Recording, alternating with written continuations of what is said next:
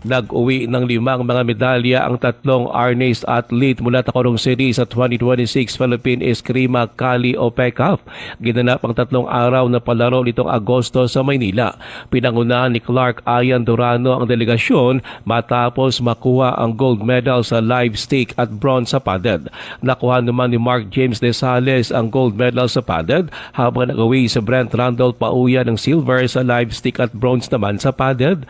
Kasama nila ang coach na si Royce Lopez. Ayon pa sa Tacorong LGU, nakapasok sa National Championship ang mga atleta matapos ang kanilang magandang performance sa PECAF Mindanao Qualifying Tournament.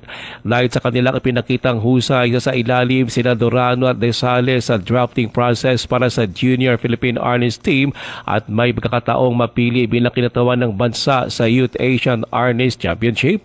Samantala ay pagpapatuloy ni Pauya kanyang training at paghahanda para sa posibleng drafting sa susunod na taon.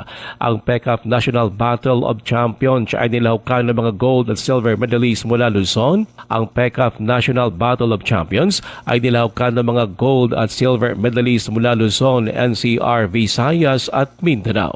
Ruel Usano, NDBC, Bida Balita.